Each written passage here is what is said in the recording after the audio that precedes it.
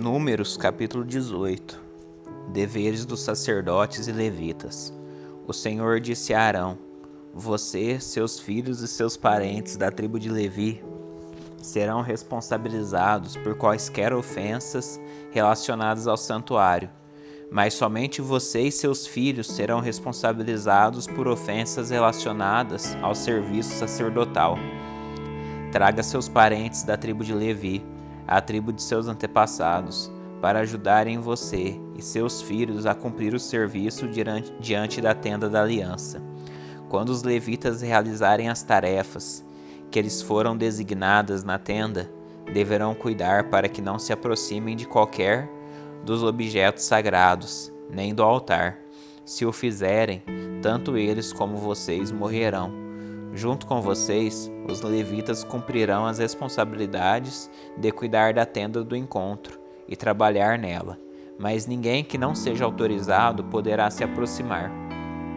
Se vocês se encarregarão pessoalmente do serviço no santuário e no altar, para que minha ira não volte a se acender contra o povo de Israel.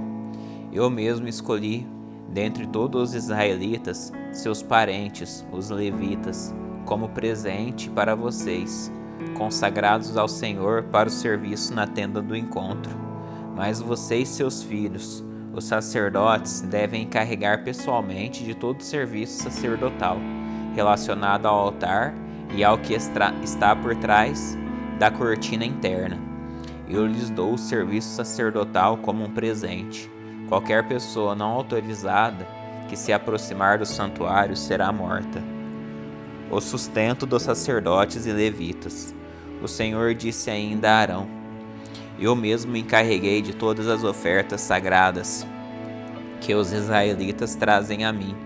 Dou todas essas ofertas consagradas a você e a seus filhos como sua porção permanente.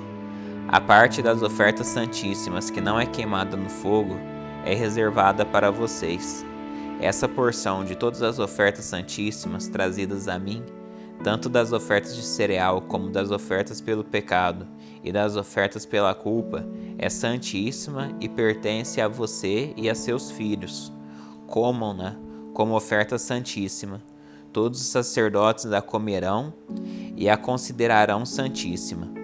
Todas as ofertas sagradas e as ofertas movidas que os israelitas apresentarem a mim, movendo-as para o alto diante do altar, também pertencerão a vocês.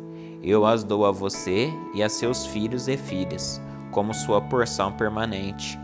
Qualquer membro de sua família que estiver cerimonialmente puro, comerá dessas ofertas. Também dou a vocês as primeiras ofertas das colheitas que o povo apresentar ao Senhor, o melhor do azeite, do vinho novo e dos cereais. Todas as primeiras colheitas da terra que o povo apresentar ao Senhor pertencem a vocês. Qualquer membro de sua família que estiver cerimonialmente puro comerá desses alimentos.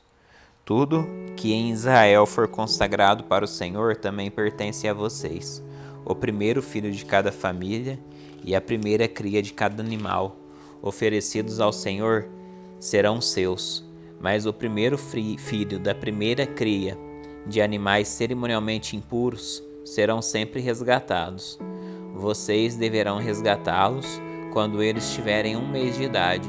O preço do resgate é de 5 peças de prata, com base no ciclo do santuário, equivalente a 12 gramas cada peça. Não deverão resgatar, porém, as primeiras crias das vacas, ovelhas e cabras. Elas foram separadas. Asperja seu sangue sobre o altar e queime a gordura como oferta especial, um aroma agradável ao Senhor. A carne desses animais pertencerá a vocês, como o peito e a coxa direita, que são movidas para o alto como oferta especial diante do altar. Sim, eu dou a você todas essas ofertas sagradas que os israelitas apresentam ao Senhor. São para você e para seus filhos e filhas, para serem consumidos como sua porção permanente. Essa é uma aliança sem fim e irrevogável entre o Senhor e você, e também se aplica a seus descendentes. O Senhor disse mais a Arão: Vocês, sacerdotes, não receberão herança nem propriedade alguma na terra do Egito. Eu sou sua propriedade e sua herança entre os israelitas. Darei aos levitas os dízimos de todo o povo de Israel, como herança por seus serviços na tenda do encontro. De agora em diante, nenhum israelita se aproximará da tenda do encontro. Se alguém se aproximar, será declarado culpado e morrerá. Somente os levitas servirão na tenda do encontro e serão responsabilizados por quaisquer ofensas contra ela. Essa é uma lei permanente para vocês, a ser cumprida de geração em geração. Os levitas não herdarão porção alguma de terra entre os israelitas, pois eu lhes dou os dízimos dos israelitas, apresentados como ofertas para o Senhor. Essa será a herança dos levitas. Por isso eu disse que eles não herdariam terra alguma entre os israelitas. O Senhor disse ainda a Moisés: Dê as seguintes instruções aos levitas: quando receberem dos israelitas os dízimos que eu dou a vocês como sua herança, entreguem a 10ª parte deles, um dízimo dos dízimos, ao Senhor como oferta. Essa será considerada sua oferta das colheitas, como se fosse o primeiro cereal de sua eira ou do vinho de sua prensa de uvas. Apresentem a 10ª parte do dízimo recebido dos israelitas como oferta para o Senhor. Isso é a porção sagrada do Senhor, e vocês devem apresentá-la ao sacerdote Arão. Entreguem ao Senhor as melhores porções de todas as ofertas sagradas que receberem.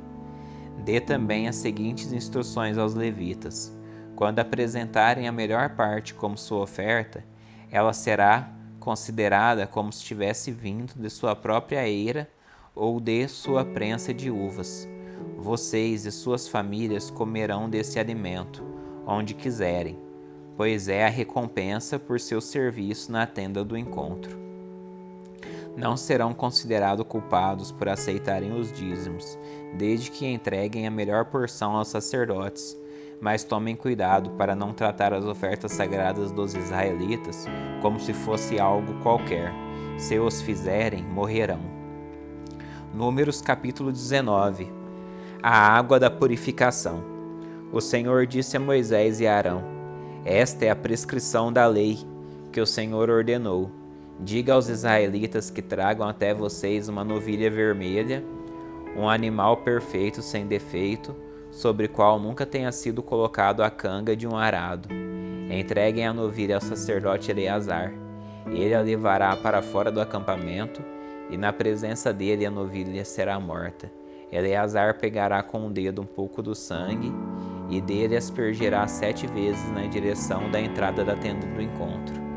A novilha inteira, couro, carne, sangue e excrementos, será queimada na presença de Eleazar. Então ele pegará um pedaço de madeira de cedro, um ramo de isopo e um pouco de fio vermelho e o lançará no fogo onde a novilha estiver sendo queimada. Em seguida, o sacerdote lavará suas roupas e se banhará com água. Depois disso, voltará ao acampamento, mas ficará cerimonialmente impuro até o entardecer. O homem que queimar a novilha também lavará suas roupas e se banhará com água, e também ficará impuro até o entardecer. Então a pessoa cerimonialmente pura juntará as cinzas da novilha e as colocará num lugar cerimonialmente puro fora do acampamento. Elas ficarão guardadas ali, para que a comunidade de Israel as use na cerimônia da água de purificação, para a remoção dos pecados. O homem que recolher as cinzas da novilha lavará suas roupas e ficará impuro até o entardecer. Essa é uma lei permanente para os israelitas e para os estrangeiros que vivem entre vocês. Quem tocar num cadáver humano ficará cerimonialmente impuro por 7 dias. No terceiro e no 7º dia, ele se purificará com a água da purificação, então estará puro. Mas se não seguir esse procedimento, no terceiro e no 7º dia, continuará impuro, mesmo depois do 7º dia. Quem toca num cadáver e não se purifica corretamente, contamina o tabernáculo do Senhor e será eliminado do povo de Israel. Permanecerá impuro uma vez que a água da purificação não foi aspergida sobre ele. A seguinte lei se aplica quando alguém morre numa tenda. Quem entrar nessa tenda e quem estiver dentro dela quando a morte ocorrer, ficarão cerimonialmente impuros por 7 dias. Qualquer vasilha que não tiver sido tampada também ficará contaminada. Se ao andar pelo campo alguém tocar no cadáver de uma pessoa morta, à espada, que tenha morrido de causas naturais, ou tocar num osso humano ou num túmulo, ficará impuro por 7 dias. Para remover a contaminação, coloquem parte das cinzas do holocausto de purificação num jarro e derramem água corrente por cima. Então uma pessoa cerimonialmente pura pegará um ramo de ísopo e molhará na água. Em seguida aspergerá a água sobre a tenda, sobre todos os seus utensílios e sobre as pessoas que estavam na tenda. Fará o mesmo com a pessoa que tocou num osso humano ou num morto, ou em alguém que morreu de causas naturais, ou que tocou num túmulo.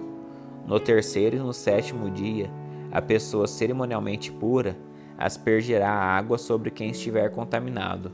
No 7º dia, aquele que está sendo purificado lavará suas roupas e se banhará, e ao entardecer estará puro de sua contaminação.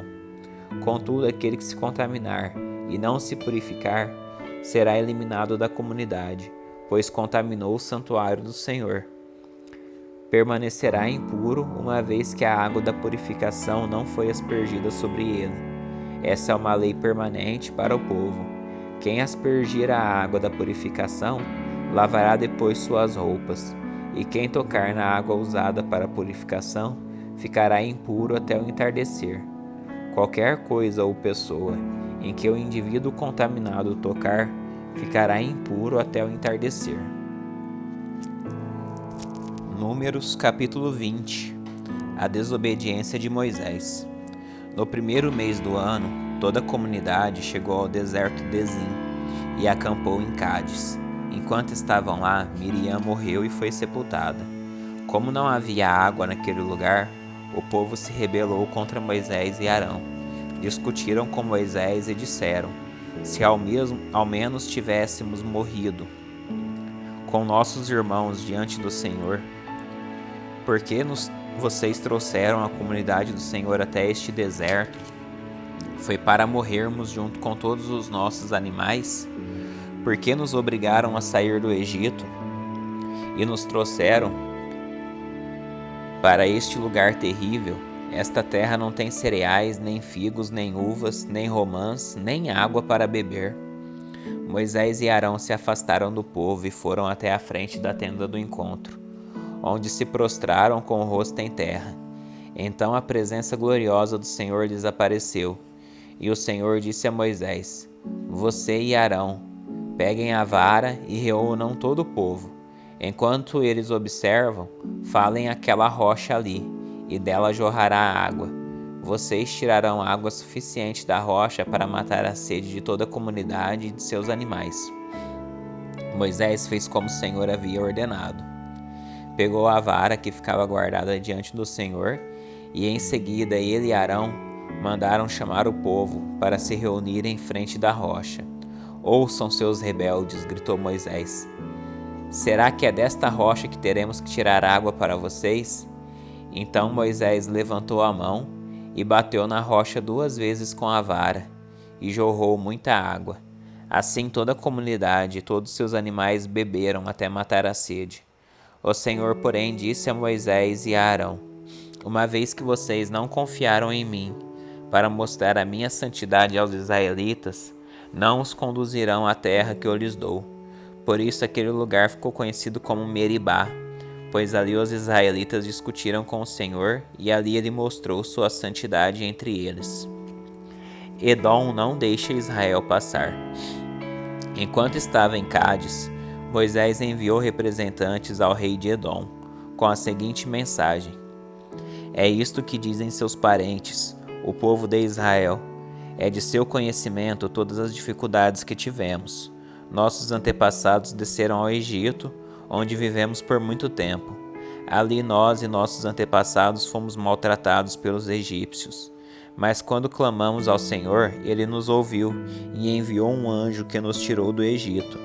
Agora estamos acampados em Cádiz, cidade na fronteira de seu território. Pedimos que nos deixe atravessar sua terra. Tomaremos cuidado para não passar por seus campos e vinhedos, e não beberemos água de seus poços. Seguiremos pela estrada real e só a deixaremos quando tivermos atravessado seu território. O rei de Edom, porém, disse: Fiquem fora do meu território, ou irei ao seu encontro com meu exército. Os israelitas responderam: Ficaremos na estrada principal. Se nós ou nossos animais bebermos de sua água, pagaremos por ela. Apenas deixe-nos passar por seu território, é só o que pedimos. O rei Edom retrucou: Vocês não têm permissão de passar por nossa terra. Em seguida mobilizou suas tropas e marchou contra o povo de Israel com um exército poderoso. Uma vez que o povo de Edom se recusou a deixá-los passar por seu território, os israelitas foram obrigados a desviar-se dele. A morte de Arão.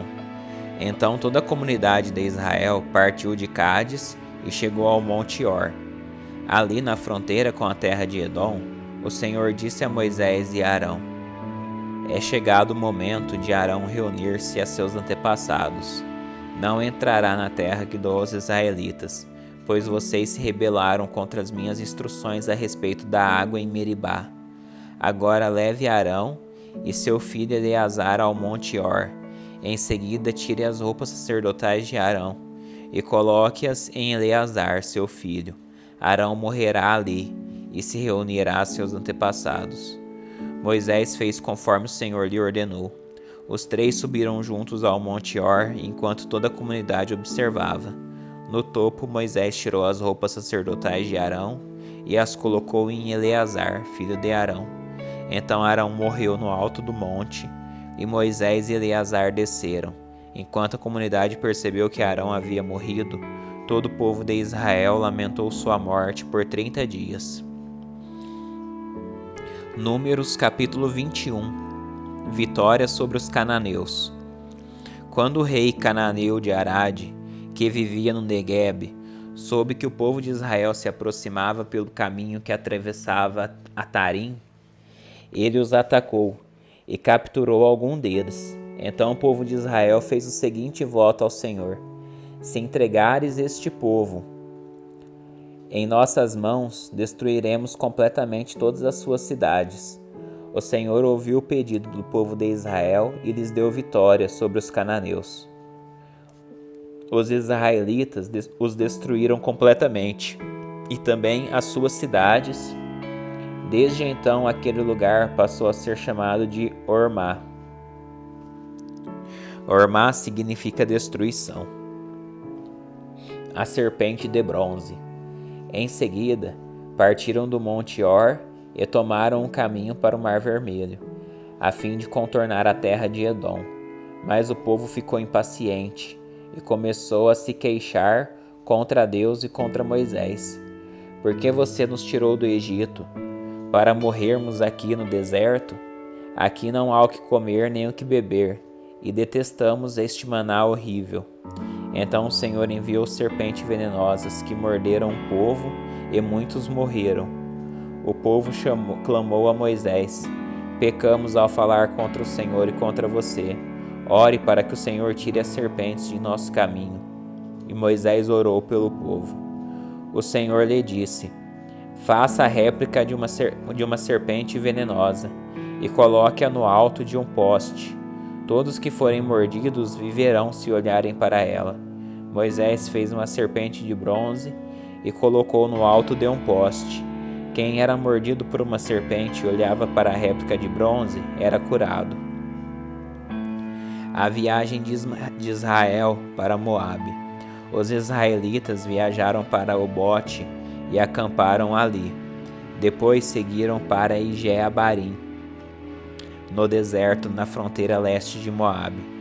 De lá, viajaram para o vale do ribeiro de Zeberebe, onde acamparam. Em seguida partiram e acamparam do outro lado do rio Arnon, na região deserta junto ao território dos amorreus.